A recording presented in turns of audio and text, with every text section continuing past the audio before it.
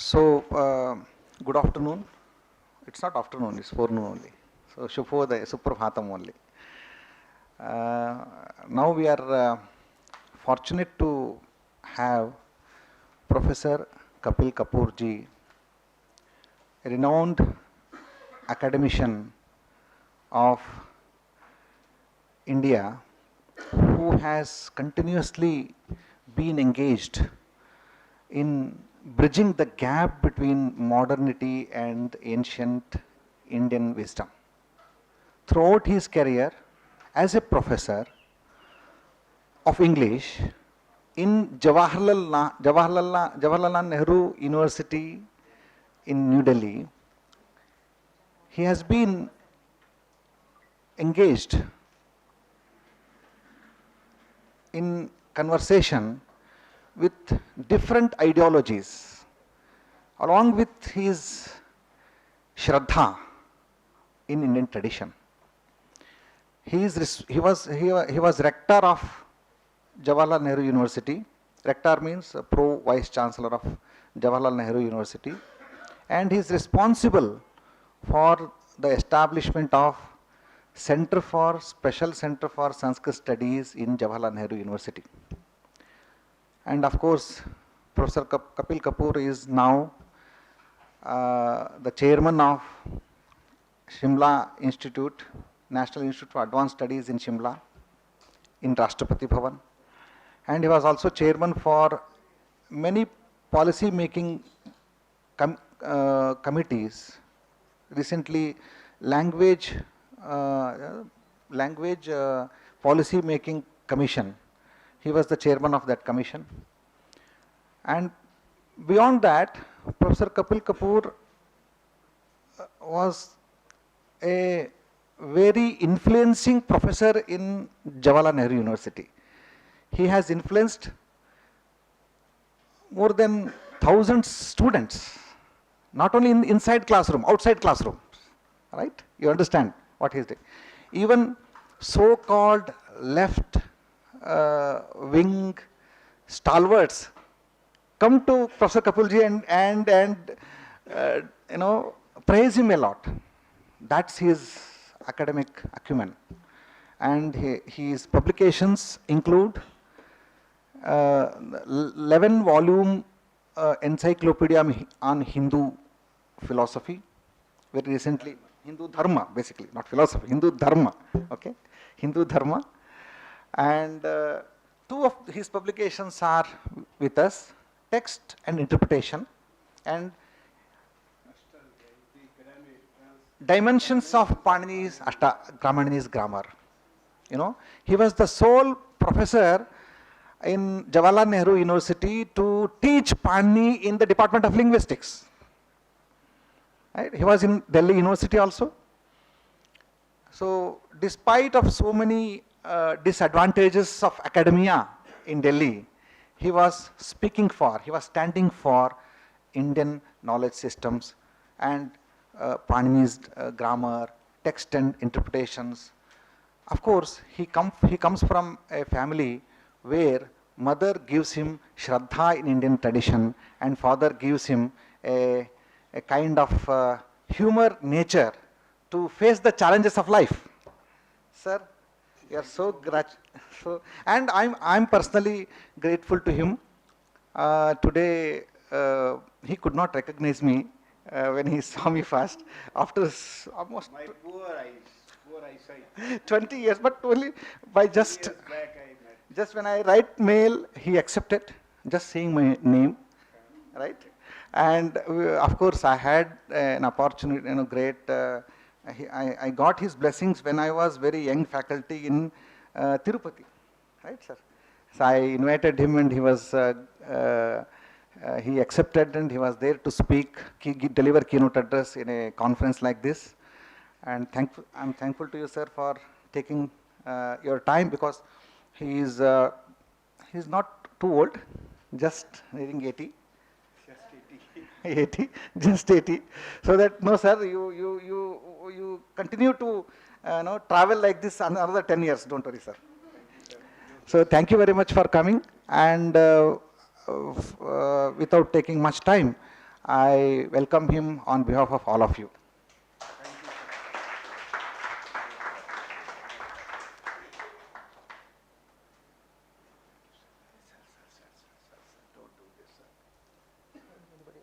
Yes.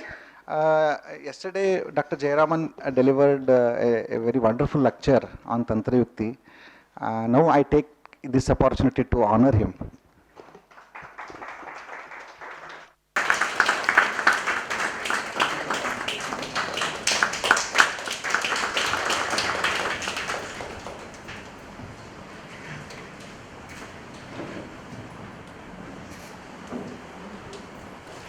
I think as long as I can, I like to stand, and then when I can't stand, I sit down.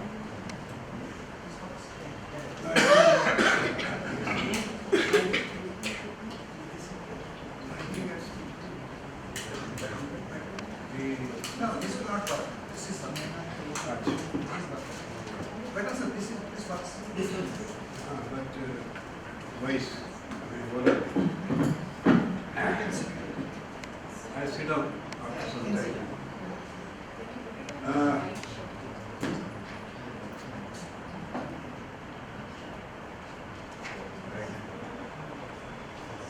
That makes a difference? Yes. The color makes a difference?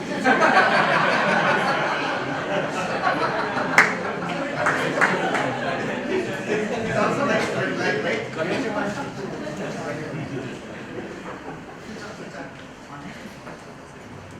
Namaskar everybody, and I am very happy to be here. Thanks to Varkeni ji, for whom I have had always very great respect.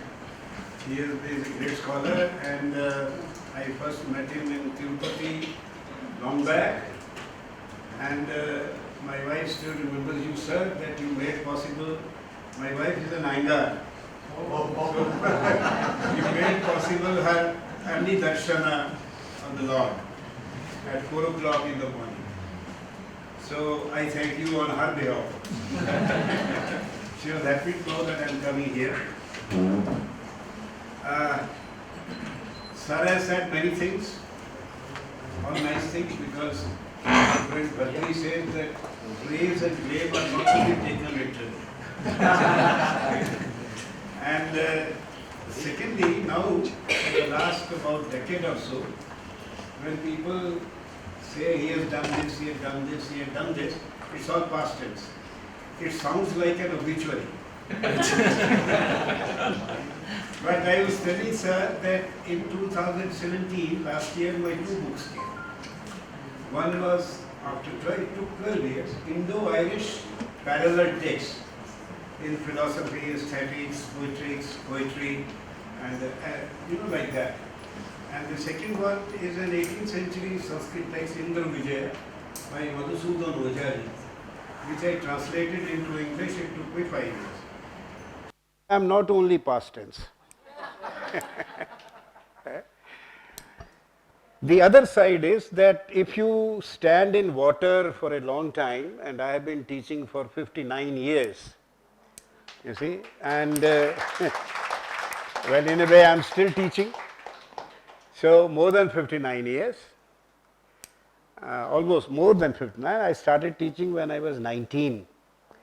And so you can imagine, when you stand in water for so long, your feet naturally get wet, isn't it? So you write this, you write that, you take that position, you take that office, and you are kicked upwards to your level of incompetence. So that happens. Basically, I am a teacher, like all of you, most of you who are or who shall be. And it has been a great experience because you meet every year. I used to meet every year, every 2 years, a new batch of students. So I used to compare a teacher to a boatman. He picks up the passengers from this and drops them at this side. And then he again picks up. So the advantage of meeting young people is that your vocabulary always remains updated. Even your idea of fashions remains updated. So, as you know, in the case of boys, the shirts go up and down. And in the case of girls, the salwars go wide and narrow. So there are some people like me who stick to one size. So when they say you are old fashioned, I say no, I used to wear this even when you didn't. So very fashionable. Huh? So you remain updated and you remain young, renewed, you are renewed every year. I have gone through the list of lectures that have been delivered and that are going to be delivered. And I think you yourselves are far more into Sanskrit studies than I am. And some of the great people you have who gave you lectures, they are wonderful scholars for whom I have deep respect. I don't think I can match them. I think I am more a kind of a, an army general who is neither a tank man, nor an artillery man, you see, nor an infantry man, but he commands all the three. So, he's a general, means generalist. So, like that. But some kind of understanding, I don't know where one got it, as I was telling sir, maybe my mother, that our tradition, our civilization, is a wonderful civilization and it needs to be defended. And this was in me from my childhood. And when I was a young teacher in Delhi University, I heard Swami Ranganathanandji, whom I last met when he was 95 and was about to go.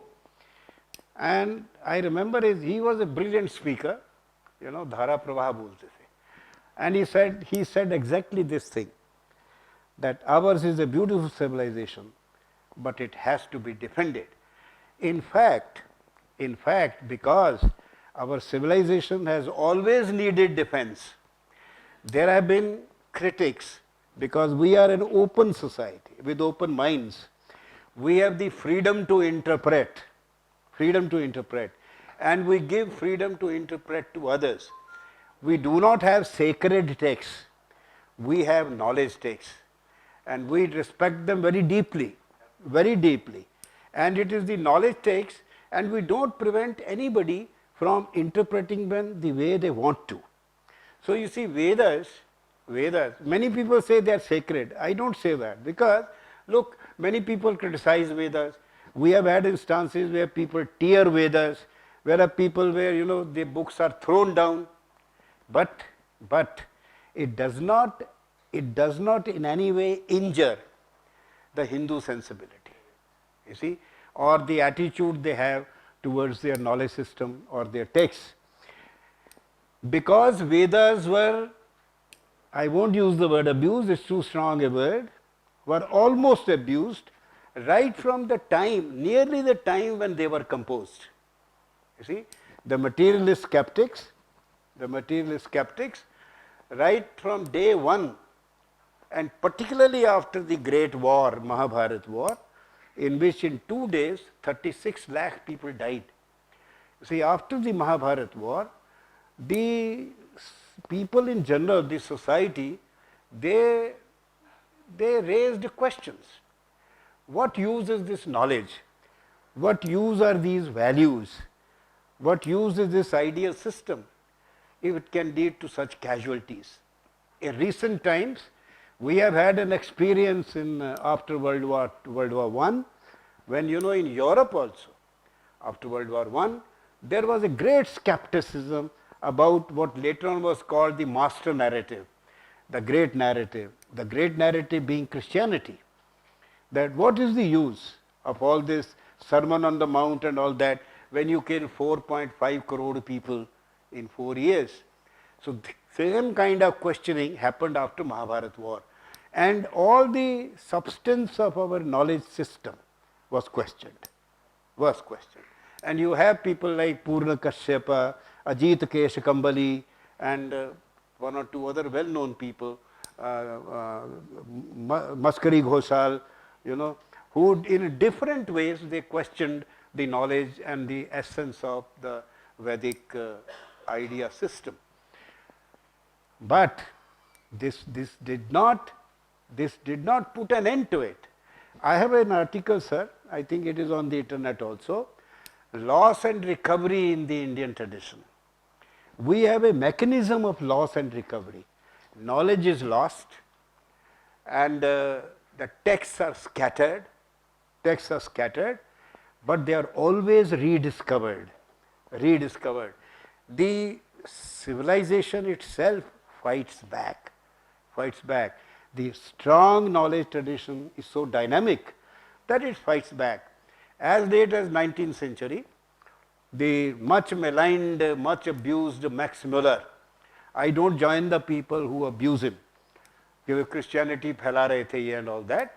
Max Muller, who spent 62 years working on fragmented manuscripts, putting them together, composed 23 texts, our texts, translated them into English. And our Indians, the great today's Indians, we have a great civilization, we have great knowledge system, we have great knowledge heritage, but where are those people today? Where are we today? Do we produce anything? No. But then the awareness, the consciousness that we belong to a great knowledge civilization is sedimented into, embedded into the minds of ordinary people. You don't talk to the educated Indians. You know, Anand Kumaraswamy said that he wrote educated Indians and then put a footnote. This is how the victims of Indian education are described. You see? Because the other day I was in Kharagpur, IIT, and I told those people, there are a lot of scientists and all that. I said, look, you and I are disaffiliated people. What does education do to us? Education disaffiliates us. It disaffiliates us from our own self, from our own roots. And Max Muller comes in for a lot of abuse because he wrote one letter to his mother. You see, his chair was endowed by Christian Mission, his chair in Oxford. And he had to say once in a while that I am doing all this to subvert the Hindu civilization. That's what he wrote to his mother. But do you have an Indian who prepared 23 texts from broken, fragmented manuscripts, or translated 23 texts? When he was some more than 80, middle ages, somebody asked him, sir, you have worked so much on India, all your life you have spent, but you have never been to India. He said, when I had time, I had no money. Now I have no time. But if at all I go to India, I would like to go to Varanasi and I would like to be cremated there. See? So that kind of devotion to knowledge which our knowledge system draws, how many of us today, the educated people, have it? Our education produces young people who are at best ignorant and at worst have contempt for themselves. Okay, सब खराब है, पुराना है, खत्म हो गया, obsolete हो गया. You see? Now, this Max Muller, he put together in 19th century a copy of the Rig Veda. You see? And it is his composition first, which is the basis of our Rig Vedic studies even today. You see, today. And in the whole tradition, it is the rediscovery of the Rig Veda, re-putting together of the Rig Veda, which was considered a mark of revival. You see, rediscovery, resurrection of the Indian knowledge system. And we have the Vyasa Parampara. There are, I think, 28 Vyasas. The last Vyasa was Veda Vyasa. I say the 29th Vyasa is Max Muller. You see, is Max Muller. And when I wrote that, I have an article to that effect. Lot of people jumped on me, you see, and attacked me. How can you call him a 29th Vyasa? Well, I think in the tradition, the rediscovery of knowledge. So we have a system of loss and recovery. Loss and recovery. So when Vedas were attacked, I was talking about the need to defend. So there were defenders. Defenders. Who were the defenders? You see, it all began in Panini's Ashtadhyayi. There is a reference to some Pandits. You know, Pandits are dangerous people. You know that. I am not a Pandit. Huh? You see, they will disappear, but they will not die. They may be seen in other forms. They may be seen as Marxists in Calcutta.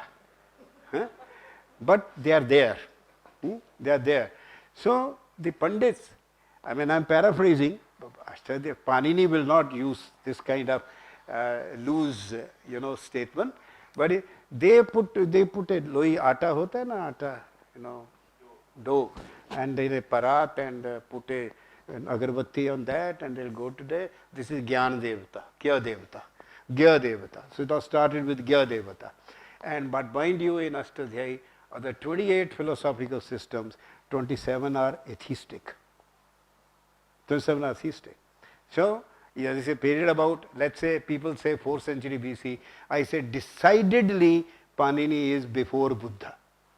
Before Buddha. 7th century BC, because there is a meta rule in our tradition, not to mention Buddha is not to know him. And not to know him is to have been born before him. No thinker in India after Buddha is unaware of Mahatma Buddha, because Mahatma Buddha gave a great contribution to our thought system. He shifted the Indian mind from ritual to reason. Ritual to reason. Buddhist logic is taught all over the world. Satyabhaski's famous book on Buddhist logic. So that's why to have been born, not to mention Buddha, is to have been born before Buddha. And he certainly, he could be 9th century, because he obviously flows from Yask. Yask's 4 parts of speech, Nama, Khyata, Upsarga, Nipata, are the foundation of his grammar. And his notion of ganas, notion of pathas, you see, comes from Yask. And Yask is, people say 9th century BC, he is mentioned in Mahabharata also. Now, of course, Mahabharata has serial composition. You see, the composition began, I think, about 1,000 years after the war, maybe 800 years after the war, and then it continued for so many years. Jaya, Bharat, Mahabharat. You see, it took in phases, serial composition. And he is mentioned there. So, Yas could be 1000 BC or 1200. We are not a biographical people. We don't date individuals. Individuals are not important. Ideas are important. And for us, the chronology of time is not important. Chronology of ideas is important. Chronology of ideas. So from the basis of ideas, we can say this thinker is before this thinker. Because in our tradition, there is no rupture. Mind you, West keeps talking about rupture. And because the West talks of rupture, so our educated Indians also talk of rupture in Indian civilization, a divide. And because they talk of ancient, medieval and modern, we also talk of ancient, medieval and modern. It's all wrong. There is nothing like ancient, medieval and modern here, and there is no rupture in our civilization. There is a great continuity of textual traditions. Textual traditions. Textual. I'm not saying only oral knowledge and value system, but textual traditions from Panini to Nagesh Bhatta in Karnataka in 1795. You see, you can trace text of text, and it is a continuous and cumulative tradition. That is, every successive thinker has all the previous thinkers in his mind. He moves forward. It's not like somebody has already written a PhD thesis, and in the south, and somebody in the north also writes a PhD thesis on the same thing, without knowing that there is a PhD thesis already done. These days, if you compare, I always advised young people not to go near the department almiras which had PhD thesis, because if it opens, the theses are likely to hit him, come out and fall on him, and they are one repeating the other, but not in the case of this kind of original thinking tradition. So Vedas were defended. I started with Gya Devata. The Bhagavad movement began. You see, by the time of, imagine, you see, imagine that all your deistic ideas, all your pantheistic ideas, all your theistic ideas, they were replaced by a very rigorous karma theory.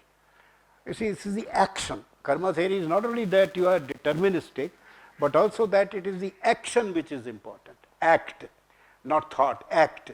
You remember Krishna and Arjuna in Bhagavad Gita, that first he says karma and then he says jnana, and Arjuna being a Punjabi, rather not very good in understanding things, he said that please don't talk of two things, don't say this and that, tell me one thing. And the one thing he says puzzles him still more. He says, पर ज्ञान और कर्म में कोई भेद नहीं है. Oh, he said, no, forget it, I can't understand. You show me your Virata Rupa so that he can understand who you are.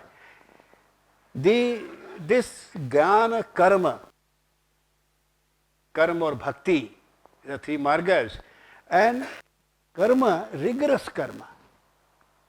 What do you say if somebody dies like this? If lakhs die, कर्म की गति है, कर्म की गति है, कर्म की गति है. इसमें ना भक्ति है ना ज्ञान है. So Bhagavad Dharma evolved slowly. Bhagavad Dharma as a counter to the rigors of karma theory. As you know, Hindus cannot imagine the Greeks will, if something bad happens, Greeks say fate is responsible. If something bad happens to the Christians, God is responsible. But when it happens to Hindus, they say you are yourself responsible. We don't escape. We don't escape this responsibility. What is happening is because of me, because of what I have done. It is so rigorous, I can't get away from it. And then the Bhagavad Dharma, the Bhakti Marg. You see, Bhakti Marg is the only marg which cuts. And as you know, Bhagavad Dharma evolved. Narayan, it started with Narayan, came right up to Lord Krishna and so on, and all your Alvar poets and those poets, they sing beginning with Andal, and if you go through that tradition, see, what I am saying is, it needs to be defended, and it has been defended, right? It has been defended. Now, the question is that today, the last 70 years particularly, if you look at the, have you seen the Supreme Court judgment on Sanskrit, 1994 or 93? No. If you are not, kindly see, it's available on the net, and that will show the other side also. You don't mind, among serious things, I am drawn by this tendency to laugh. I see. So my mother was a very serious person, but my father was a very non-serious person. You see. So now Supreme Court, there was a Sanskrit teacher who went to the High Court, didn't get justice, went to Supreme Court. He had lost his job because the government of India, the then government of India, 80s, they made Sanskrit optional along with Arabic, Persian, and all that. So he lost his job. So he went. Now when he went there, it was a Ranganathan something who was the Chief Justice, and just a Brahmin. Rangnath Mishra बाद में आए हैं, ये बाद में आए हैं. In my book, in the introduction, in my Indian knowledge systems, I have 2 volumes of Indian knowledge systems, we have that. But see the judgment. He did not take the case himself because he is very careful. Na? Suppose he gives a judgment for Sanskrit and it is a rigorous Congress regime, then after retirement he will get nothing. So he passed it on to a Sikh, and I am very happy because Sikhs do not see things very far. I am also more than half Sikh, so we don't see things very far. We look at the thing that is and decide right and wrong. There itself. Justice Kuldeep Singh. And in that judgment he says, Sanskrit is not just a language. it is the vocabulary of our culture. You see, that's a, don't you remind yourself, remember Angad telling Ravan, where Ravan said, your father was such a brave warrior, you know, Bali had put Ravan under his armpit. So he said, your father was such a brave man, and you are following this ordinary human being. When he says that, Purush, then he can't accept it because there is an injunction. It's there in Bhagavad Gita also. If you are there somewhere, if you are there and somebody is abusing God, either oppose him or leave the place. What we do these days is it's okay, it's okay. So after we are a secular people, you see, and all that stuff. Because we don't have the courage to fight back or the courage to move out. Say, I'm sorry, I'm going. Now, he says, when he hears this, he hits the earth with his foot and Ravan tumbles, his mukut tumbles, he picks it up and he says, Vachal, that's the word he uses. क्या राम केवल पुरुष है? गंगा क्या केवल नदी है? And in the same way, I tell people, is Sanskrit merely a language? It's not just a language. It's the vocabulary of thought and vocabulary of culture. It has been systematically excluded from education, particularly after 1947. Before that, during the British period, things were better. Calcutta University was a center of Sanskrit learning. Great scholars, you see, who worked on different branches and different ideas. But after 47, the Gangotri had dried up. It had dried up. And gradually, the universe of Sanskrit has been, receding, has been limited, become more and more limited. The idea that Sanskrit is excluded as a policy, very few people understand. Particularly after 1975, when Nurul Hasan, who was the education minister, he sent a directive to the NCERT that in the books, history and others, don't give too much importance to ancient India. Because in ancient India, not many people take part in ancient India, right? And also, don't present the medieval period as a period of invasions and breaking down of temples and vandalism and so on, but present it as a period of modernization. So, we were modernized during the Islamic period, and in ancient period, I think we were a tribal people, tribal society, and nature worshippers, you see, like that. And nobody naturally, because if you have to cultivate this, you see, no child is given any idea of any of the major texts, any of the major thinkers. They are not even, in my time, it was possible, it was done. When I was a small child in the school, we used to be told, they were in the lessons, but they all disappeared. And Sanskrit has been excluded and marginalized. It's part of that policy, that in Jawaharlal Nehru University, where I spent 34 years, I joined as a young teacher, and I was in the School of Languages. Later on, I myself changed its name to, when I was the dean, School of Language Studies. And it was School of Languages. You had all kinds of languages, even languages which are spoken only by 5 people. There was Persian, there was Arabic, there was German, there was French, there was Bhasa Indonesia, there was Bhasa Lao, there was Pashto I introduced. There was no Pashto because, you see, look, there was an overall policy. India is not to connect with its neighbors. The Afghans have great respect for India. You see, the Vietnamese, the Thai people, the Laotian, the Cambodians, the Kazakh people, the Uzbek people, the Chinese people, the Japanese people, the Korean people, they have very great respect for India and Indians. You see, I have traveled, and in China, this is when they check you, in the airport. So he said, Hindu? I said, yes, go. No checking.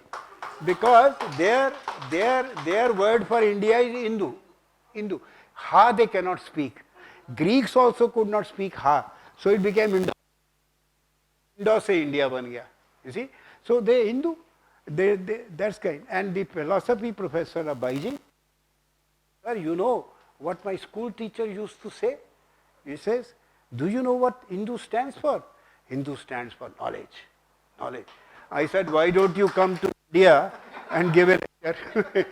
Because I must also, I'm sorry I'm talking generally, but I think this is important because this gives you an attitude of doing things. You see, Al-Biruni came with Ghazni, and he was an Iranian, and he was a very, very great scholar, very objective. He studied India, Indian thought, he interacted with Brahmins and all that. He has written a book, Al-Biruni. He says, Hindus are very different from us. Hindus are three-way different. Please listen to this carefully. This is 11th century. He says Hindus are three-way different from us. One, they are not afraid of death. Number two, they always speak the truth. Number three, they are very proud of their knowledge. Today, all the three are gone. Today we rarely speak the truth. We rarely speak the truth. We now use language to hide the truth. You see, you hide the truth by telling half truth. When you make compromising statements, you are telling half truth. And death, we now save money for 5 generations by all kinds of means. हम ही नहीं, आने वाले भी, they should live well. So not afraid to die. And in Prithviraj Raso, Chandabardai, there are 2 beautiful lines. He says, 12 साल cooker जीवे 14 साल सियार 16 साल खत्री जीवे आंखी को धिकार. If you are a Kshatri, you are 16 and still alive. That means you have run away from the battlefield. You see, look at this. Look at this. This was defense. And in my South California University lecture, which is on the net by in the South Korea University web itself, I talked about the Dharma Raksha Parampara. You see, the tradition of defense of Dharma. And the defense takes place in 2 ways, Shastra and Shastra. There have been people who fought, and there have been people who defended with knowledge. There are so many ways. Guru Gobind Singh was an exception. He fought both Shastra and Shastra, Miri or Piri. You see, the culmination, his 4 sons died, his father died, you see, and at the age of 40 he was stabbed to death. But look at this devotion, dharma. He, in his autobiography, Vichitar Natak, he says, I was a yogi in Saptashringi mountain, where now you have Hemkund Sahib.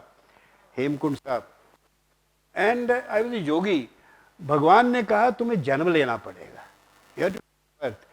And so that Hindu dharma gaje, so that I make the Hindu dharma prevalent again. I am talking like a person who is very fundamentalist type ka hai, but this comes from my heart.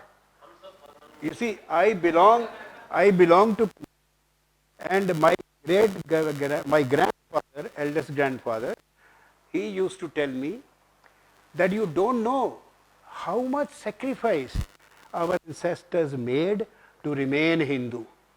Otherwise they would have been converted to Islam. All those you see converted, they are the ones who saved their property, who saved their land, and gave up the dharma. But those poor people who migrated in 47, poor people lost everything. Why did they come? They could have easily converted and stayed on. So defense takes place in Shastra and Shastra. I won't go into that, it's a very favorite subject of mine, but if you can listen to that. How Gorakhnath, Adi Shankara, Gorakhnath, to Guru Nanak, all the 10 gurus, you see, first the Acharyas, then the gurus, and then Swami Vivekanand. You see, the whole tradition of defense of dharma.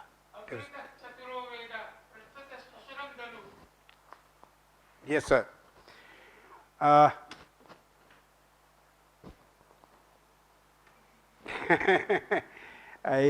it talking about? Guru, Acharya. Yeah, you see the parampara, the tradition of defense.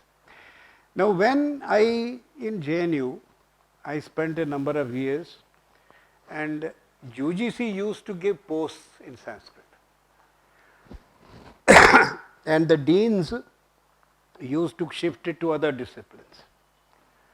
And the reason given was different from the reason in fact.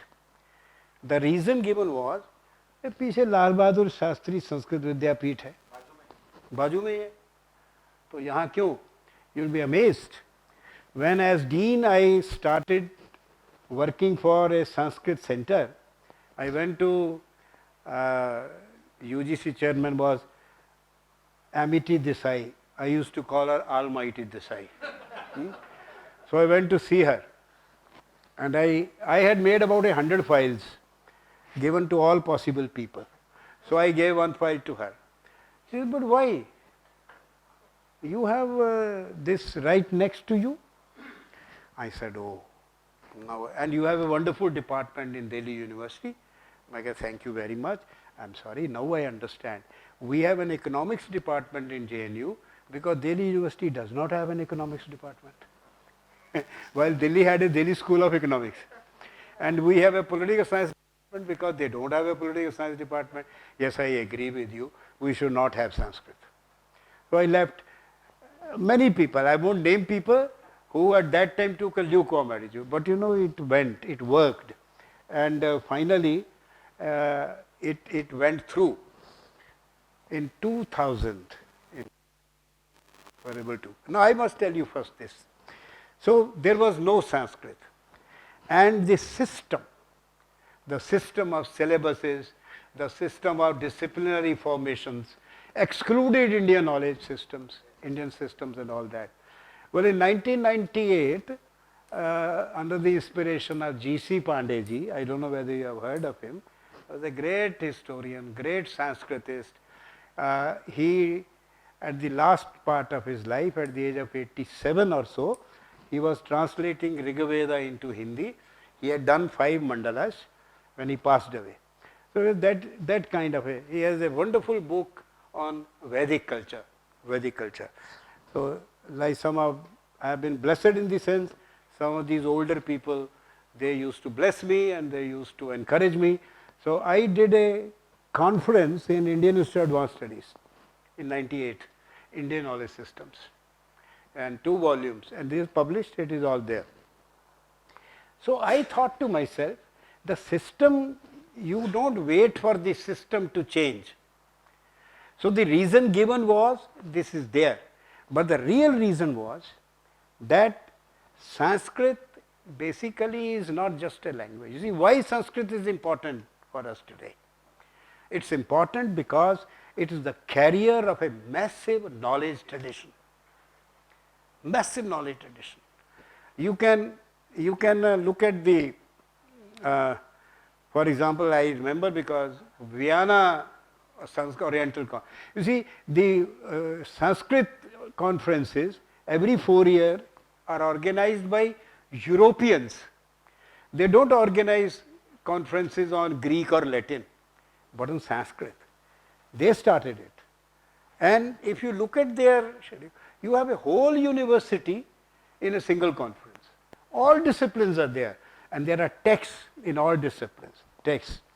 And not good to talk about what one has written or son, but I have one on image and self-image. The other image and self-image. What image the others give to us and what image we actually have.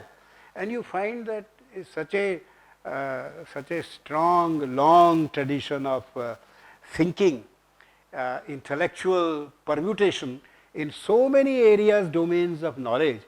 So that is the strength. And India has been a knowledge society from the beginning. From the beginning. Sam Petroda, great Sam Petroda, the computer man, you know, have you read his report, Knowledge Commission report? No, you are not read. Please read.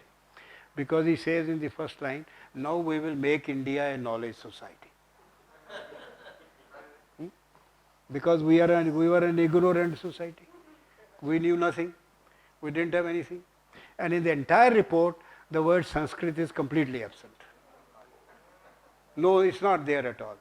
You see? And he said, we will make India a knowledge society through two things, computer and English. You see? You are not aware how systematically our civilization has been subverted for the last 60, 70 years. Systematically subverted. Even these days, you see our great Supreme Court, they find pollution in Diwali, they find pollution in Holi, but when 500,000 animals are slaughtered on a single day, there is no pollution. Although in Dhaka, blood flows in the streets, you know, no pollution. The point, and on 31st December, in Delhi Connaught Place, all these English educated people, they drink and they dance and they tease, no problem. Fine. Government is not instructed to maintain law and order. But come Diwali, you will find one group here, one group there. You see, one group here, one group there. And you will find this system. Anyways, I talked about Al-Biruni, I talked about how the change has taken place. What has happened that he said we are very proud of our knowledge, we don't care for. In fact, the way our education has been structured, all knowledge comes from there. All theory comes from there. You see, I have said, Sanskrit is a donor tradition, but we are now in a Katora tradition. Katora, remember? Mahmood in a film said, de de, Allah ke naam de de, international fakir aaye hain. We are international fakir, kanak bhi lete the. You remember in PL 480? We used to have wheat, we used to have books, and Ford Foundation, all the American books came to Indian libraries, schools and colleges, and all your social sciences got perverted by that. And they also gave scholarships, Fulbright, Half-Bright, you know, and people went. And people went and came back, and we attached so much importance to them that young people, we made them heads of departments, of linguistics, of political science, of literature, and so on and so on. And your whole system, education, has been subverted. So I said what to do. System can't be changed. So I said, let's not wait for the system. So I will do the most extreme thing. First, I will introduce Indian knowledge text, Indian knowledge system in a small way in MA English, not linguistics, sir. This was done in MA English. MA English. And what did I do? I started in 75, 76, by starting a course, Indian Grammatical Tradition. You see? And 7 universities have Indian Grammatical Tradition. At that time, no university had Indian Grammatical System. Now, I call them introductory courses. Indian Grammatical System, Indian Poetics, and Indian Grammatical Tradition, Indian Poetics, and one more. 3 parallel I started, introductory courses. And the structure of those courses was that, for example, in Grammatical Tradition, we started with, the references to language in the Vedas, in the Brahmanas, in the Upanishads, at first section. Then we came down to, the phoneticists. You remember the phoneticists? The phonetics is the first science to develop in India, and the phoneticists had a great contempt for the grammarians, because they said, we deal with substance, you deal with form. So we deal with something permanent, you deal with what is temporal, changing. So then we came to Yaska, like that. Then we came to, in that also we went to Koshas, the early lexicons, the Patha tradition, and then we ask at that, Panini, then the subsequent to Panini, the study of language into philosophy, into reworking of grammars, read grammars, and commentary tradition started with Patanjali's Mahabhashya and Vaman Jayaditya and all that, and coming right down. So it was a kind of a survey of the whole tradition. And whether you do grammar or you do poetics in the Indian tradition, how did we do it? We took extracts, primary extracts from various texts, and the mode of teaching was that I used to comment on them, explicate them and comment on them. So it's like, I used to do that even in the English courses. For example, I had a course in texts of literary criticism, Plato, Eliot. And so if the book is there one, then later on, my students, these are also, I'm not fond of publishing. Retire, my students said, sir, nobody teach these things, so you should write your lecture. So these are my classroom courses, both the books, this grammar tradition and this. So research emanates from the classroom, rather than research emanates from the American Academy for an air ticket. Not what gets you the air ticket, but it emanates from the classroom. What is it? So in order to teach, I had to read myself. I had to understand things myself. And as you are all aware, a teacher does not teach others. He teaches himself. He doesn't make others understand. He understands himself. And when he understands, then only he is able to teach. Otherwise he can't teach. And I used to, when I introduced Vakyapad later on, a later phase, so there were 4 or 5 phases. First is introductory courses. And then this was the structure: extracts, comments. So I have for literary criticism, canonical texts of literary criticism from Plato. On this side, Plato's original passage. On this side, the comments and actually used to give in the classroom. And like that. The whole book is like that. So that's how it was taught, explaining things. Then the second phase, what was done was, wait a minute, if you don't mind, yeah. Phase 1 is introductory, and phase 2, in phase 2, 4 phases, kahan gayi? I can't see, my eyes are so bad now. Phase 2, I introduced in phase 2 a course on interpretation of texts. Why? Now we had 3 introductory courses, and now because interpretation of text, we took text from not just one discipline. So we had a Vedic selection, and we had a poetry, Kavya selection, and we had a serious reflection, serious thought. विनय चंद्र बैठे हैं? अरे sir, आपने बताया ही नहीं कि आप भी बैठे हैं. So that selections we took, and on that you explicate that, then your domain is much larger, not just one tradition, one line, because they interacts. Even when you are teaching poetics, Kavya Shastra, you see, in a rasa theory, you need the yoga system, you need the triguna theory, because Bharat says that according to the Triguna Prakriti, you see, that the ras also is Trigunatmak, and the person who experiences depends on his Prakriti, what kind of response the response he has to an event. So you other disciplines come in when you are teaching.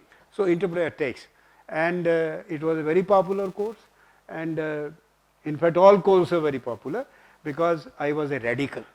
Nobody was talking these things. Everybody was talking Karl Marx, Karl Marx. I used to teach Karl Marx also. In my 19th century course, I prescribed a Communist Manifesto, and you teach also. For example, I am teaching Paninian. The course was Paninian grammatical system. In the first semester, I will teach Chomsky. I was very good in Chomsky also. So I will teach Chomskyan grammar. And in the next semester, I will teach Panini's grammar. So credibility. They can't say, oh, he teaches Panini because he doesn't understand Chomsky. You see? So the credibility comes. I taught Plato to Aristotle, then I taught Bharat downwards to Pandit Jagannath. You see, the poetic tradition. So that is the second phase is interpretation of text, where now domain widens. And in the third phase, my students said that, sir, you should introduce primary text in the course rather than these courses. No, these you must teach because the people have no idea. No idea. They are not taught. So then I started a series, Texts of Indian Intellectual Tradition. Texts of Indian Intellectual Tradition. First, Bharat's Natya Shastra. 6 months, full semester, only on Bharat's Natya Shastra. You see? And not to teach only what as people say, Sanskrit theatre, Sanskrit grammar. It is semiotics of communication. How do we communicate? The text is about that. We communicate through gesture, through body stance, through language, through music, instrumental, through songs, and through dance. And that is the totality is semiotics of communication. We also communicate through if you go to some house, Hindu household, and you find no God anywhere, by mistake also, then you get one understanding. And if you go to some house where on every wall there are 3 gods, or 4 gods, you have a different. So you teach also through these, and there is a chapter in Bharat, 2 chapters on this also, communicating through these things. And whole 6 months.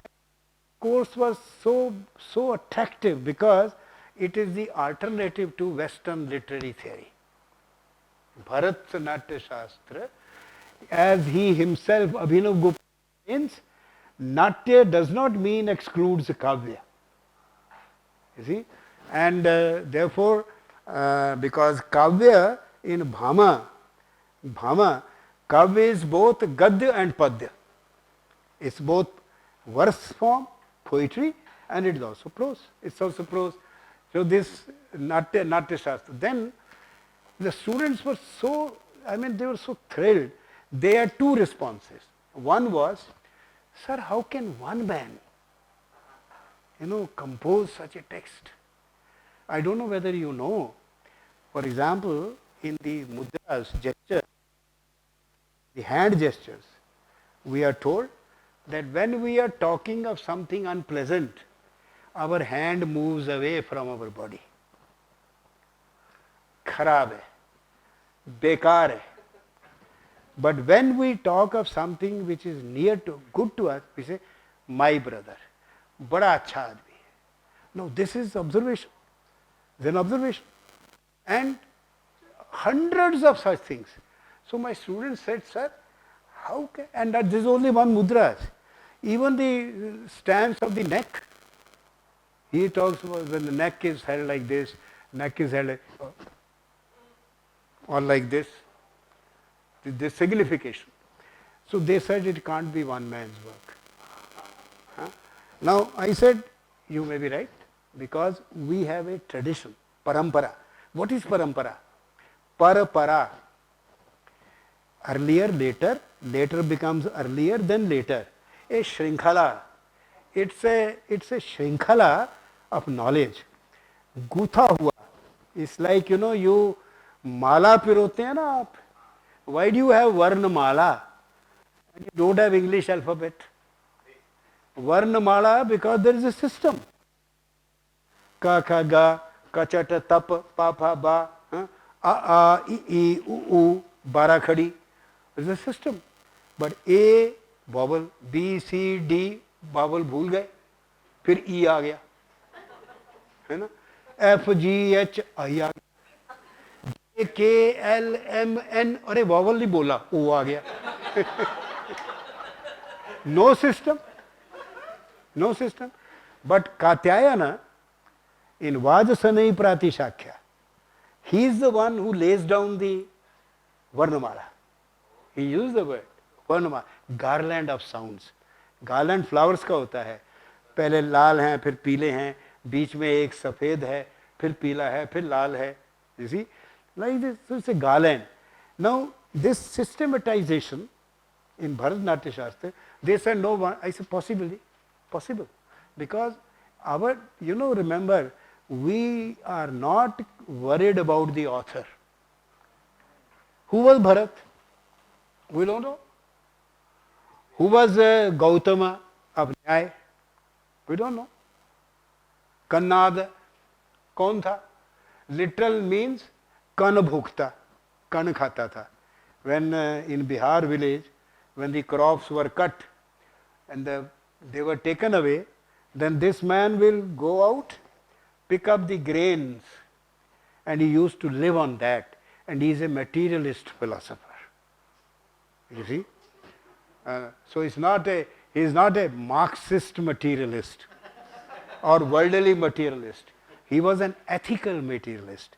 Mahatma Buddha's tradition of ethical materialism. Ethical materialism. So these people, we don't worry about the author. Who was he? When was he born? Did he like coffee? And the West is focused on biography. That is why Karl Marx had to say that individual is not important. System is important. But we say the individual is important.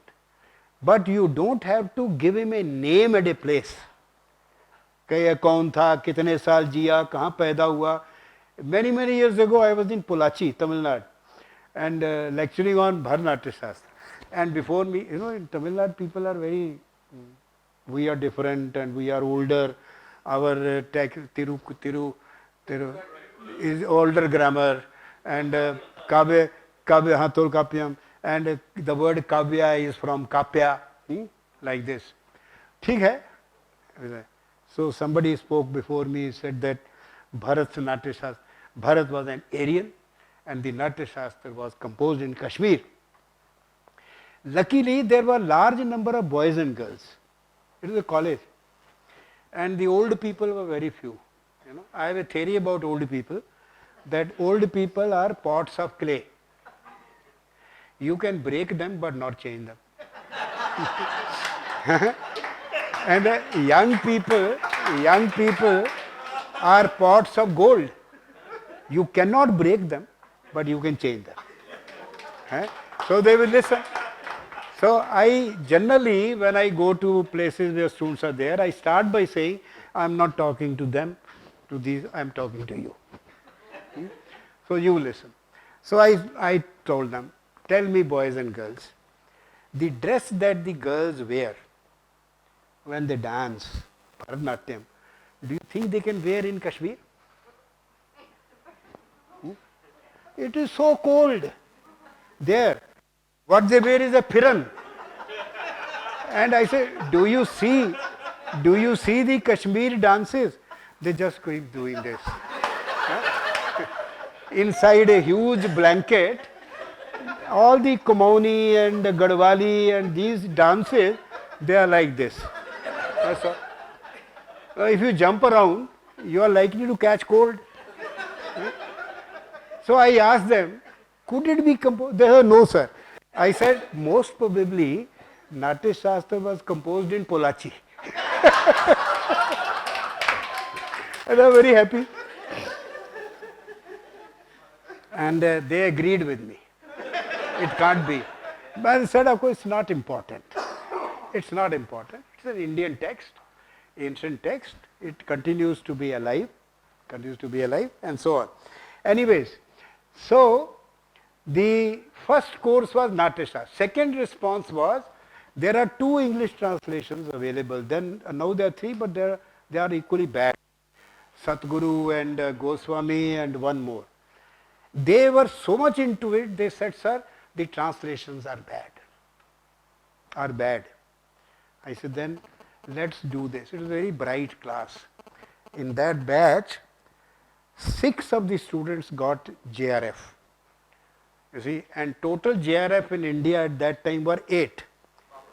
So 6 English and 6 were from that class. I said, wonderful. What I do is I'll give you the term paper, translating 1 chapter each.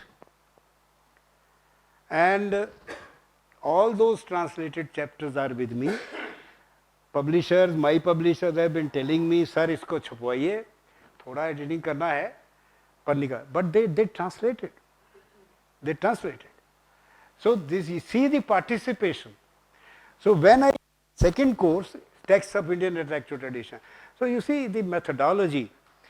When you are teaching Sanskrit texts anywhere, if you have a classroom in India, typical classroom, then the students come from different language backgrounds.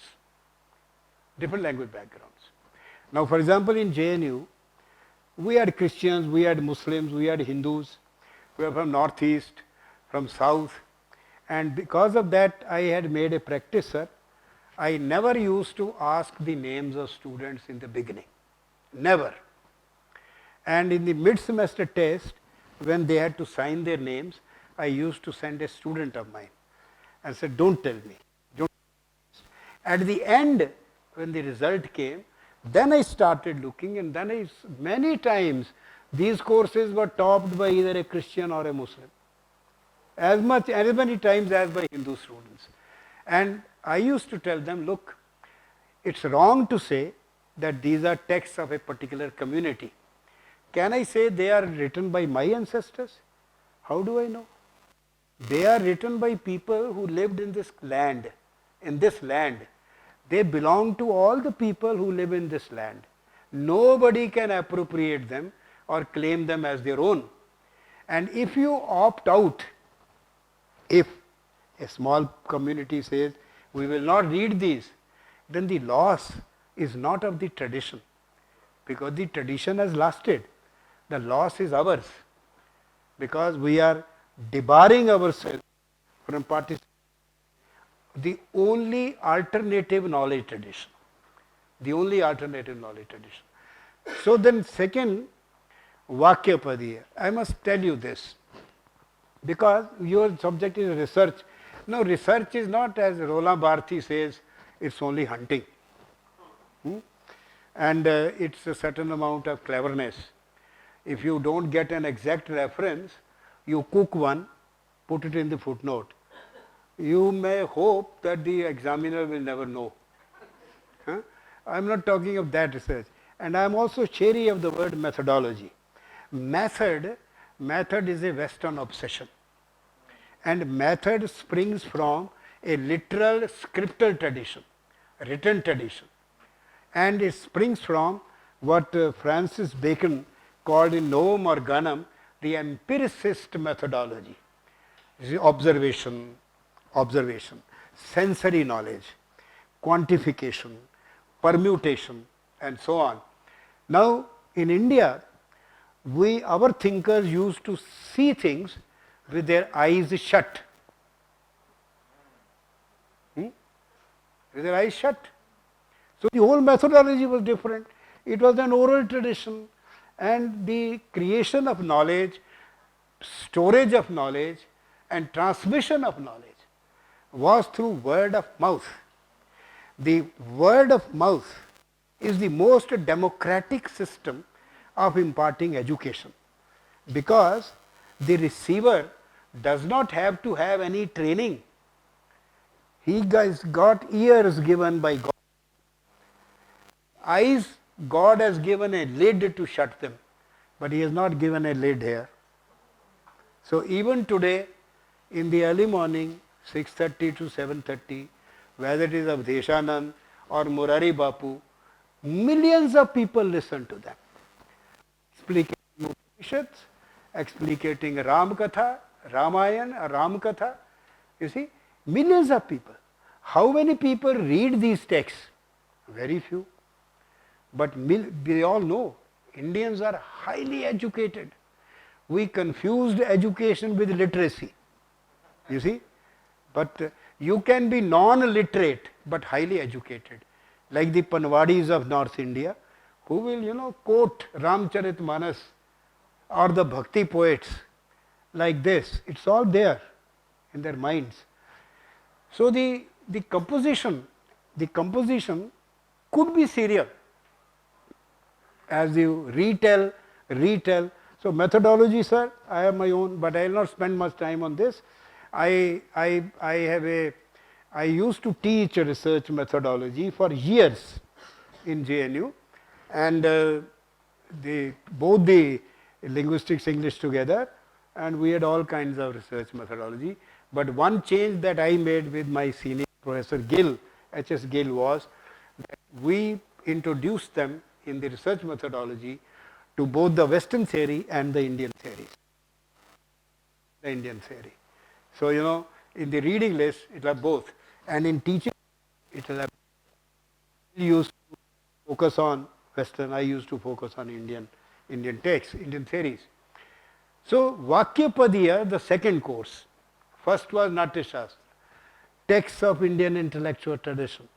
Now, Vakyapadi was taught for philosophy of language. Philosophy of language. Bharatanatyam Shastra, semiotics of communication. Vakyapadiya, philosophy of language. If you have seen this, तीन कांड में है, त्रिकांड ही है, और प्रथम कांड ब्रह्म कांड है, where you have the philosophy of language, where you have the वो क्या है famous word क्या है sir? 44 सूत्रकारिkas are there on Sphota theory. Sphota. Two very important theories about language, Sphota and Apo. Apo, the Buddhist, not only Buddhists, Nagarjuna and others, but Indians also, the Vedantians. One of the problems, mind you, who must clarify this to people, Brahmin Sampradaya. There is no Brahmin Sampradaya. There is Brahman Sampradaya. In English, the spelling for Brahman and Brahman text are the same. Brahman. So, the idea is Brahman text, Vedanta, Brahman text, everybody says Brahman text. So, you have Brahminism and Brahmin oppression, and you see the Dalits are not treated properly, and the Brahmins are the hoarders of knowledge. You see, all these myths because of this small error. It's not Brahmin Sampradaya, Brahman, because three collaborative confrontational intellectual traditions, Brahman, Buddha and Jaina. They are interacting traditions. They are confrontational but collaboratively, not cutting each other's heads. You see, and attested for 1500 years. You can see the debate with the Buddhists and the grammarians, because the Brahman Sampradaya are also called the Vaiyakarnas, the grammarians. So they are interacting and modifying. Finally, they adjust, because it is the Vada Parampara, not Jalpa and Vitanda Parampara, that you have to break each other's heads or make fun of others. So they adjusted and they reached the truth. You see, one of the problems, even in fact the first question we have to address is, what is the goal of all this learning? What is the goal of research? What is the goal? The goal is to understand the true meaning. To understand, truth is a very problematic word, but tatha, tathya, tatha, tathagat. Mahatma Buddha is called tathagat, tathyagata, जो तथ्य के रास्ते पे गया, kind of the path of tathya. So tathya is not satya, because satya from sat, sat, sat is a different concept, and we are not sure about the nature of that satya, because we construct it, all of us. As Bhatri says, Jagat bhasha ka vikalp hai. We construct our language is constructivist. It constructs the reality, so that I create my own reality, you create your own reality. In a very small sense, if both of us look that side, and if there is a sophisticated camera for our mind, the picture we see is different, because we occupy different space. So no two persons have the same understanding of things, same understanding. But tatha, jo dikha, tathya is more close to observation. Tathagata, उसने देखा, उसको लगा कि ये ठीक है, यही ठीक है, उसी रास्ते पे गया. अगर वो रास्ता ठीक है तो वो कहीं पहुंच गया, अगर वो रास्ता ठीक नहीं है तो रास्ते में कहीं रह गया. Isn't that so? If you have chosen the right path, you reach the end. If you have chosen the wrong path, halfway through you will have to change it. If you mark on a mountain path and all that, you see this. Anyways, so Vakyapadya, this is interesting. I told the students, I have read it for 5 years, but I do not understand. Should we start a course? We will all read and understand. They said, yes, sir. So we started the course. And you know how we used to teach? All courses. Even some English. I will give first 8 or 10 lectures myself, explaining how the statements, karikas or shlokas have to be read, how they have to be interpreted carefully. Then I will assign the text to the students. Okay, this part you do, this part you do. And they used to teach. The students used to come, and I used to sit in the last bench. And I tell you honestly, I used to say there also, some of them taught much better than I could have done, because they did it with great devotion. And our mantra was, read less, think more. Think more. As I was saying, that you see with eyes shut, not with eyes open. Merely reading a book. I remember my teacher in MA. I told him, sir, I have this book sufficient for the course? He said, yes, if you understand it. Yeah? If you understand it. Now, these days if you ask, have you, yeah, I finished it. I said, don't finish it, please. But have you understood it? There is a difference between reading and understanding. You see, the earlier reading was an effort to understand. I remember the days when there was no photo machine, no Xerox machine, no computer, nothing. So we used to book a book in the library, that I need this book. And the librarian would say, you will get it after 7 days. And in those 3-4 days that I got the book, we used to read it, make notes. Now we Xerox. So I was saying that our students used to be thinkers or readers. They have become Xeroxers. And now they have become scrollers and searchers. Isn't it? Scroll, search. You see, 2-3 hours you waste. Oh, aaj to bahut kaam ho gaya. Because you are already tired. And by the way, sir, I am so old you can understand. I introduced the computers also for students in JNU, School of Languages. Dean at that time. And a Persian student would come, sir, mera turn ka, because we had one computer. So we had put a register. Okay, whoever wants to, he should put down his name. So Persian would come again and, sir, when will I said, tell me, have you read all the books that are there in the library before you come to the computer? He said, no, sir. Do you know what you are looking for? He said, no, sir. I said, what do you think? You will start the computer and Hema Malini will come and teach you? Eh?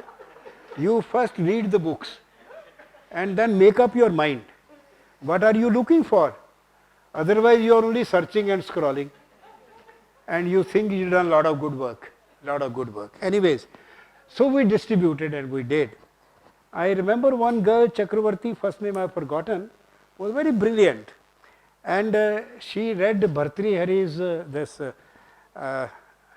Karikas, Vakyapadiya, Brahmakand, so wonderfully that I made a handout out of it. And in the footnote I said, read the Karikas as that Chakravarti did. And then 3-4 years later, I forgot that there is this annotation. So I gave this handout to another class. And the student said, sir, who is this girl Chakravarti? Luckily, she was doing her PhD at that time. I said, she's still around. So we called her again. So you know, the students, and believe me, the conclusions that Bhartrihari draws or conclusions that Plato draws are the conclusions that our students also reach when they are told to read and think. Themselves answer the questions, raise the questions and answer the questions. So that confidence, but at the same time, humility, Shraddha, as you say, unless you have reverence for the book, reverence for the thinker, reverence for the idea, you will never try to understand. From that time, now the reading has shifted to consumerist reading. You know what's consumerist reading? Paper लिखना है, एक बढ़िया quotation चाहिए. So go to the library, take out books, and then as somebody says. Consumerist reading. Read one book so carefully that used to suffice, isn't it? Now you skim and scan are the new verbs, no? Not read, skim and scan. And Sanskrit texts are the last texts to be studied in this way. Each word, Ashtadhyayi बार कहते हैं एक वर्ण भी व्यर्थ नहीं है. तो शब्द तो छोड़िए, एक वर्ण भी इधर नहीं है. So Sanskrit texts are abbreviated texts, है ना? And they are texts composed with certain a meta language and certain conventions, you know, like you see, because they were oral texts, it can even involve orality. Let's say pratyaya, that means now I am going to talk of these things. Till he again uses the tone, intonation, the subject remains the same, and that rule has to be read into all the subsequent rules, otherwise you won't understand. So you see, they are very complicated texts. Now if you skim and scan, it will not work. The other problem that must have come to your mind is, as people used to say, Aji sir, ye to Sanskrit mein hai, hame aati nahi, how can we understand? And I said, you never say that Plato wrote in Greek.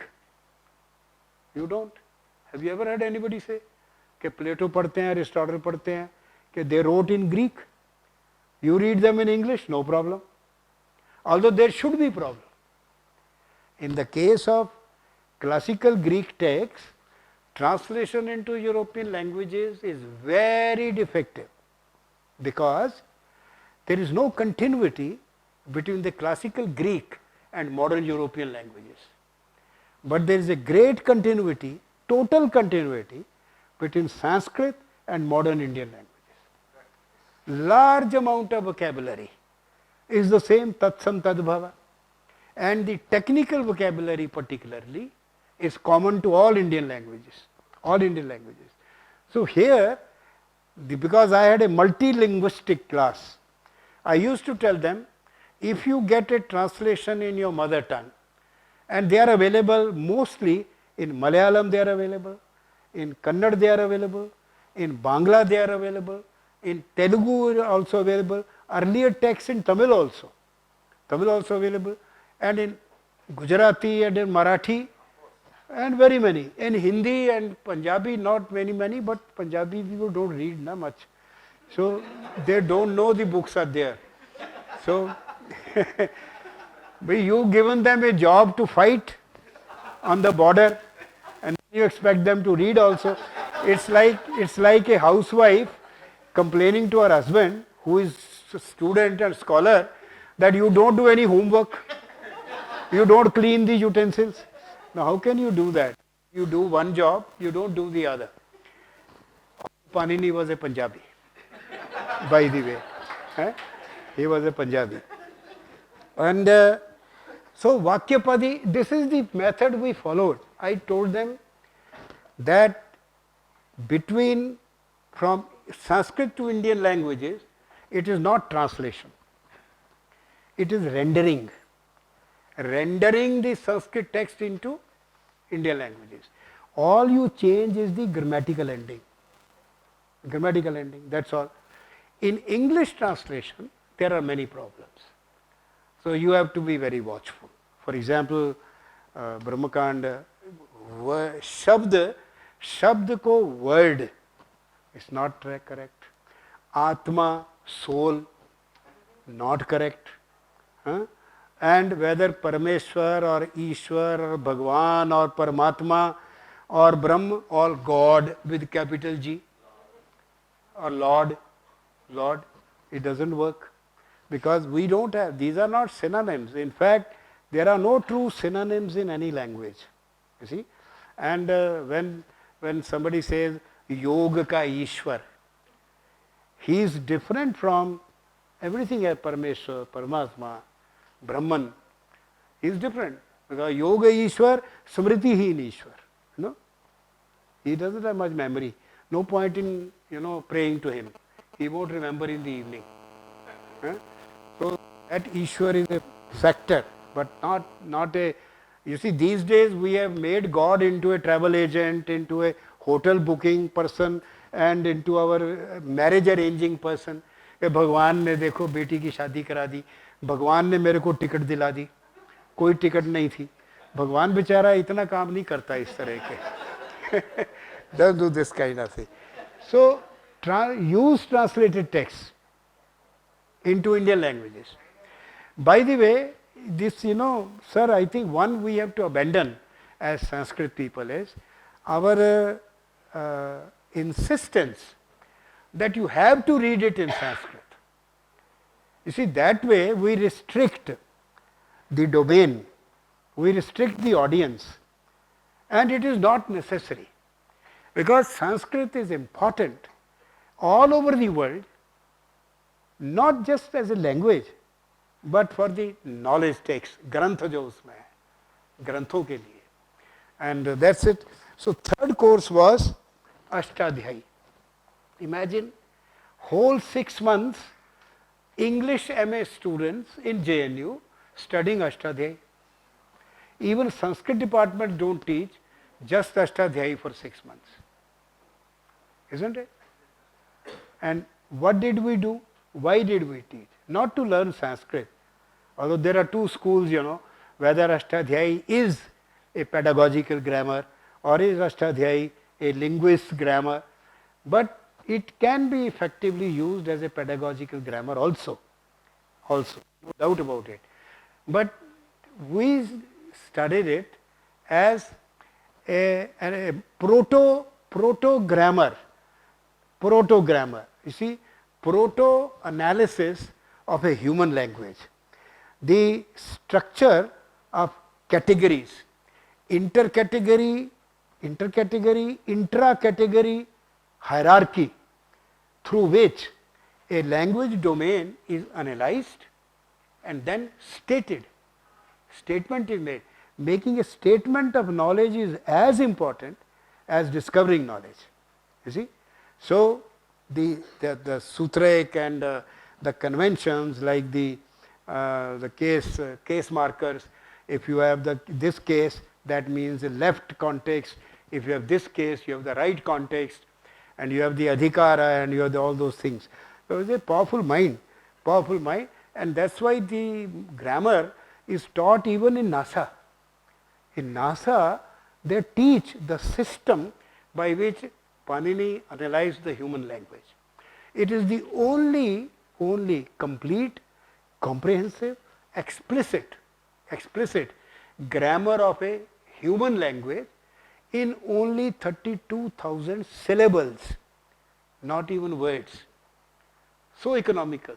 So naturally it's a code. You have to decode it. You can't read it like Agatha Christie novel. You see? So you have to decode it, and you have to get training. You have to learn on disciplines and then come to it. So Ashtadhyayi, again very popular. And you know, the product of that was this. Later on my students said, sir, kuch kar dijiye, bada kठिन hai. Although one book is still they are asking me to. I wrote a book on literary theory, Indian conceptual framework. I used to teach. They say you write grammatical theory, but in the absence of that, this is about 18-17 chapters. There is substance of 18 lectures that I used to give, 36 lectures on Ashtadhyayi. So in 2005, when I was to retire, before that, they asked me to write, and I composed. I sat down in summer vacation. I used to give handouts. Always. Every class there is a handout. And I just took the handouts and wrote the books. Put them together. And one criticism, one review of my literary theory book was that this is not a scholarly book. It reads like a teacher's lecture notes.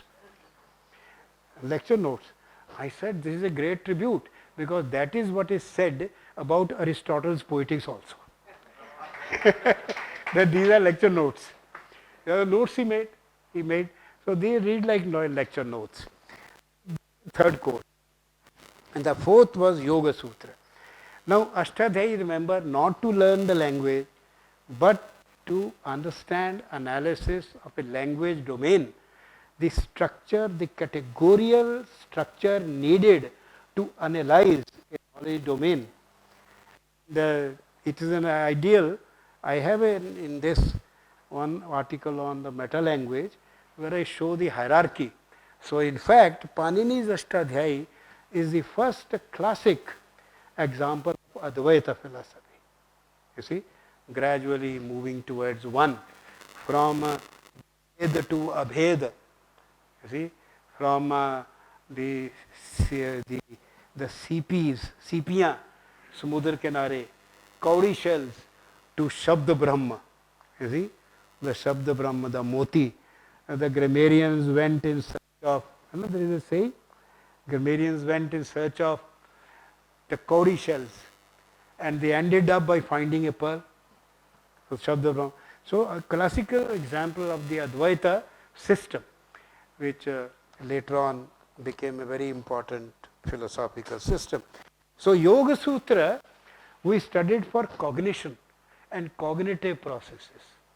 If you have studied Yoga Sutra, people think it is only this, bodybuilding. You see, bodybuilding is just one stage. The purpose is to sharpen the mind. Man ko gati. Gati is the word used. Gati is speed. This is a word you use for the computers. इसकी speed बहुत है, speed बढ़ गई है. इसके वो क्या होते हैं जो 4 GB के हैं, हाँ रैम्स. अब रैम भी ऐसा, राम शब्द है ना, वो बड़ा अच्छा है, इसमें 4 हैं तो वो तो तेज चलेगा ही. But don't ask me for the other part, because Ram comes from the Ram dhatu. And rum is also a wonderful drink. So when Ram doesn't work, rum works. So all right then. So cognition, cognitive processes. The samadhi, the nirvikalpa, nirvichar samadhi, is the highest state of concentration of mind. Concentration of mind, where the separation between subject, object and instrument disappears. Your mind becomes tabula rasa, and it grasps immediately. It experiences. and not through words. That is important. Not through words, not savikalpa, nirvikalpa. Through words, understand something. So, for example, if you have pain, suddenly something hits you, hurts you. You can't describe it, but you experience it. And nobody else will say, बहुत दर्द हो रहा है. Nobody, not even your mother will understand कितना दर्द हो रहा है. You see, that great empathy to participate in the suffering of others. Very great empathy. And that, according to Adi Shankara, is the only method of moksha. That you become one. So there is you to Bhagavad Gita, to see yourself in others and to see others in yourself. See others in yourself. I must tell you in a lighter vein, there was a film Aradhana. Do you remember Rajesh Khanna and Sharmila Tagore? Long before one was dead and the other married. So in that beautiful film, they fall in love and they marry in a temple, and you see the boy next day dies in a crash, air crash, is a pilot. And this girl, she gives birth to a baby, boy, and she doesn't want to abort it. And you know our Shastras say, the right to abort or not abort belongs solely to the girl, nobody else. You see? And because it's a ek जीवात्मा है वो, you see, that's a, our way of looking at it is very different. Abortion शब्द बड़ा खराब है, उसका कोई मतलब नहीं है. हमारे यहाँ legal, धार्मिक and sociological three perspectives हैं on this thing. On unnatural death, it is unnatural death, like capital punishment, euthanasia and abortion. These are three unnatural deaths. So what is Indian perspective on that is very different. So Rajesh Khanna Runga, अब वो she gives birth and she puts that baby in an orphanage and she takes a job there and she observes which household adopts him. Then she goes and becomes a servant in that household. And for 21 years she is the servant and he is growing up. But around the dangerous age of 16, 17, 18, you know, he falls in love. And there is a girl who is so, girls understand girls. She understands that this servant is not just a servant. You see? And gradually she gets to understand what it is. So in the last scene, this girl, now woman, grey hair, old, wrinkled, she wants that boy to become a pilot like his father. And in that last, this girl takes this old lady to the airport and she stands half behind a door, the mother, half behind a door, and a plane lands, fighter, cockpit opens and a boy comes out, takes the helmet and walks exactly like the father used to walk. And that girl, Sharmila, lady, she's crying. And I also used to, you also start crying.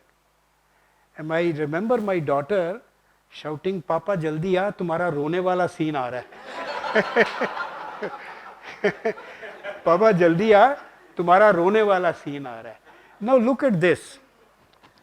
We know it is Sharmila Tagore, it is not the mother. We know it's a story.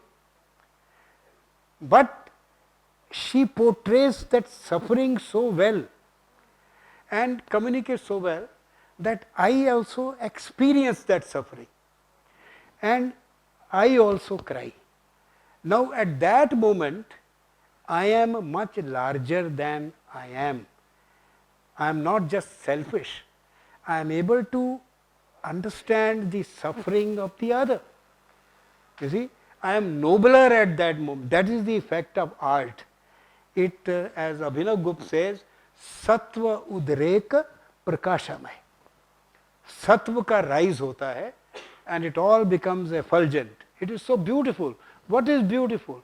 This is beautiful. You see? So, this seeing yourself in others and seeing others in yourself, उनका ब्रह्म आत्म एकत्व बोधे मोक्ष सिद्धयति ना अन्यथा. This is आदि शंकर, है ना, इन विवेक चूड़ामणि. ये बाकी सारे वो कहते हैं ये लेक्चर देना, इसके बारे में ही कहते हैं शंकर. इस के ये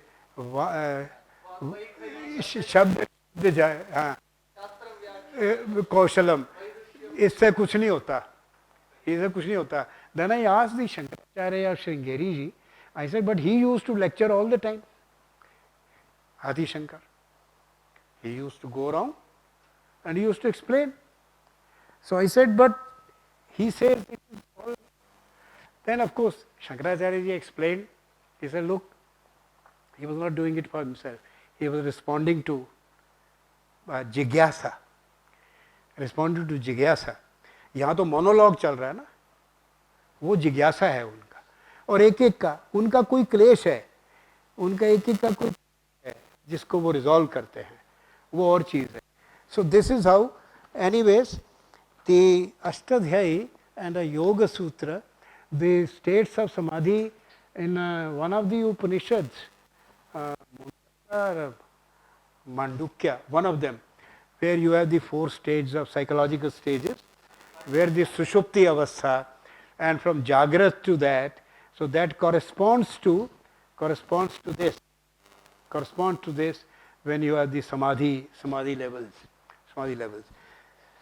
So you see, this was a great experience, and I tell you, in JNU the average class used to be 15 or 16, but in these classes there were 50 to 60 students.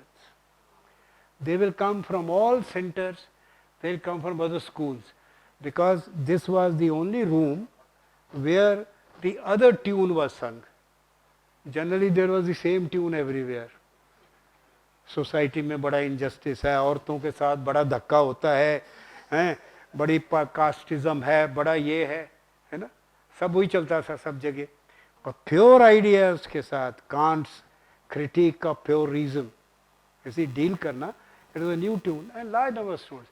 So as sir said के बड़े number students सब influence हुए. वो fact जाते तो कितने साल हो गए रिटायर हुए भी. अभी when my students are professors there, you see, in Sanskrit, in linguistics, in English. And when, luckily for me, some of these courses are still being taught by my students. And when July session starts, they call me, because they talk about me to the students. And students say, sir ko bulaiye, if sir is around. And I go, और बड़ी श्रद्धा से बच्चे सुनते हैं. See, this is the Guru Shishya Parampara. You know, in the real sense, and it is nothing on give and take, it is on pure transmission of ideas. बोला है, सुना है, convince हुए हैं. Because a teacher teaches not only the text, the information.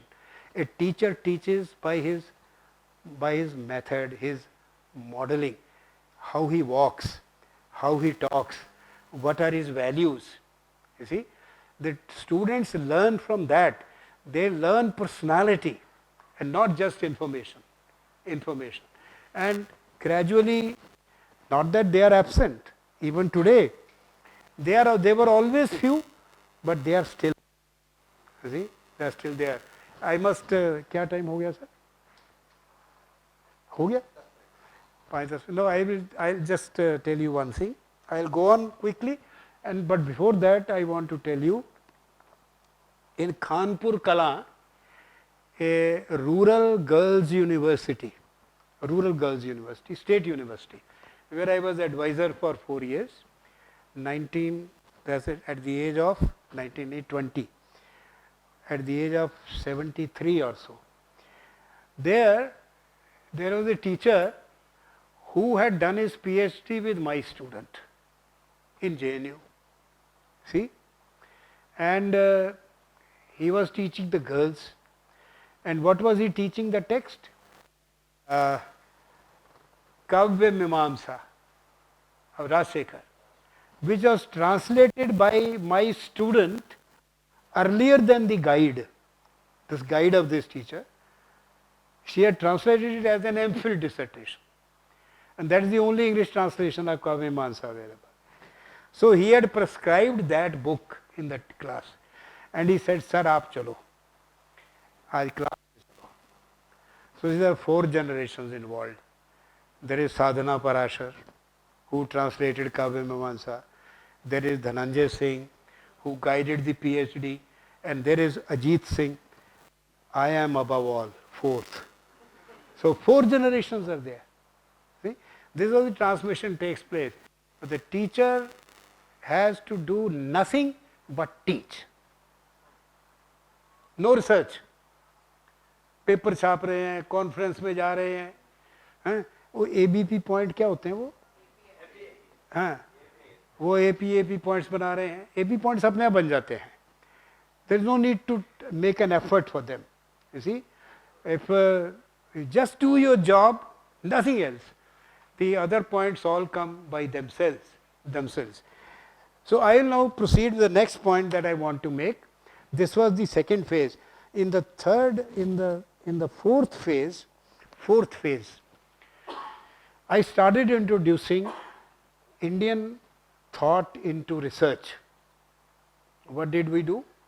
In MPhil and PhD, you know what is the practice? Indian text, Western theory. किसी भी discipline में Indian text, Western theory. We reverse the paradigm. We reverse the paradigm. You take a Western text and take an Indian theory. And wonderful thesis. In fact, the director of National Testing Agency, the name I uttered, Sadhana Parashar, she is no director, an old lady now. She's the one who did a PhD on that English poetess, sorry to skip my name, Sylvia Plath. Sylvia Plath in Rajshekhar's model. And there was one Rajneesh Mishra ji who did a Buddhist theory of meaning. The Buddhist perspective. And many others. So we reversed the paradigm. And second thing we did in the research was, we started translation. We took the Sanskrit text, we formed a Shastra group. It only translated 3. It translated Yoga Sutra, it translated Vaisheshika, and one more, Yoga Sutra, Kavya Mimamsa I mentioned, and others, but I don't remember now. This morning I made notes. So these were translated, and they were all published immediately. They are all being used. In fact, the person who translated Yoga Sutra has been head of the Department of English in JNU now, and has rotated already. That is, others have come. You know, headship is by rotation. So, this translation and reversing the gaze. This is the best way to decolonize the mind. You know, you want to decolonize the mind, you put your students, locate them in the Indian thought, Indian theories. For example, one boy, Udiya boy, his name was Tulsi, and he was I don't use those words, you know, normally, वो जो deprived class वगैरह होता है ना, उस तरह का था बेचारा, बड़ा डरा हुआ, diffident, you see, and he said, sir, मुझे linguistics में PhD करनी है और मुझे डर लगता है, मैं किसको जाके पूछूं गाइडिंग के लिए? मैं कहा हमको पूछो, हम कराएंगे. And he worked with me, and he did a grammar of Udiya in Panini's model. By using Panini's categories, he described the Udiya structure. So this is the kind of thing which should be done. This is Sanskrit research. You understand? This is applicational research.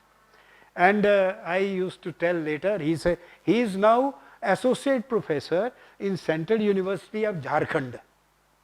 Jharkhand. And I used to narrate Tulsidas couplet. तुलसी तुलसी सब कहें, तुलसी one की घास, कृपा भई जब राम की बन गए Tulsidas.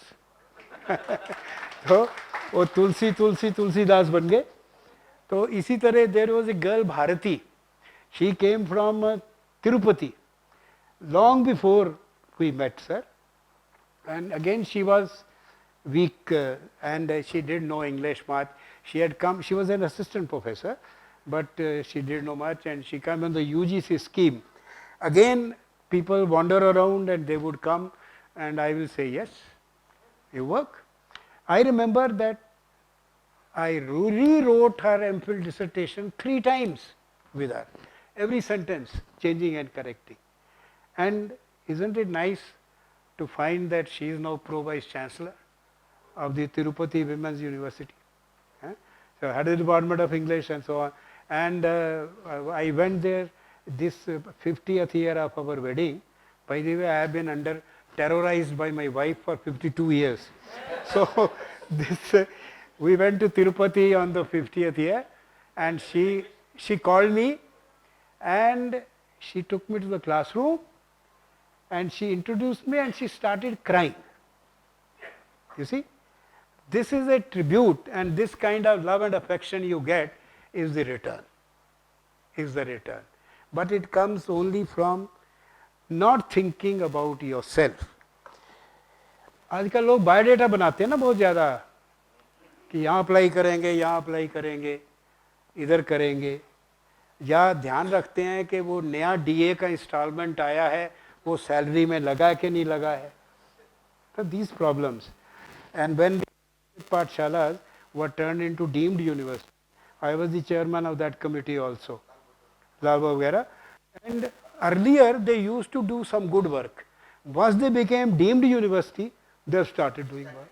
Because now they calculate the dearness allowance. Revise हो गया, grade क्या है आजकल, 7th pay commission का मिला कि नहीं मिला? These days, this is the question. You see, 7th pay commission. तो ऐसे तो होता नहीं है. Anyways, then finally we established the Center for Sanskrit Studies. जहाँ एक lecturer भी नहीं होता था, Special Center for Sanskrit Studies.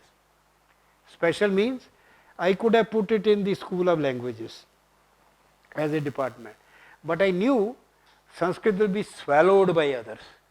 They will not let them function.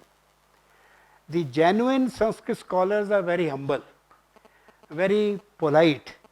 They don't fight, they don't argue. And the other people, German, French, English, they are, you know that what they are. So they are the colonizers. So I put them separately.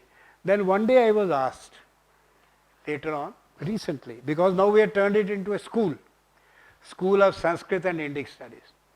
They asked me, sir, why did you make it a separate center and not put it in languages? I said, देखो भाई, आप ही कहते हो संस्कृत देव भाषा है और दूसरा कहते हो कि ये मृत भाषा है. अब अगर ये देव भाषा है तो आपकी भाषाओं के साथ कैसे रहेगी मनुष्यों की? और अगर ये मृत भाषा है तो आपकी लिविंग लैंग्वेज के साथ कैसे रहेगी? तो हमने कहा अलग कर दो, देव भाषा और मृत भाषा अलग बना दिया. अब वो स्कूल बन गया है, school of Indic studies. And this time we are introduced a course in Ayurvedic biology.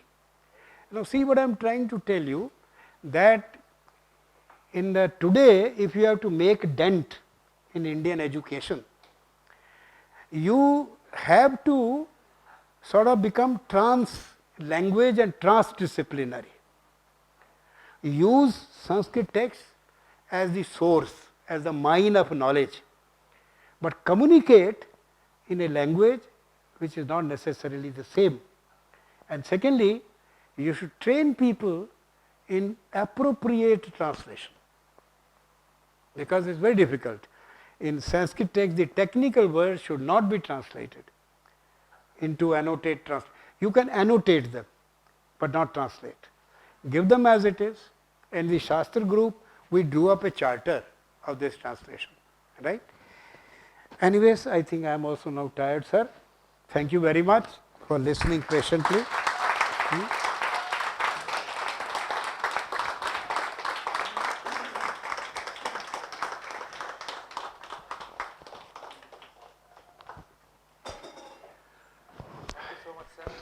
No words. We can continue discussion during the breaks. So, sir will be available with us another 1 hour and so. No, maximum. And we can really bother him with questions. And one more thing, actually, I wanted to share research methodology. He made story. And हमारे पुराणों में एक कथा है, जब शौनक याग करते हैं रोमहर्षण को बुलाते हैं, रोमहर्षण, तो रोमहर्षण स्टोरी बोलते थे, इतिवृत्तम पुरातनम। उनका पूरा रिसर्च मेथोडोलॉजी क्लासरूम से शुरू जैसे होता है, it starts in the classrooms and it spreads, it becomes school. Thank you so much. Thank you, sir. Thank you very much, sir. Yeah.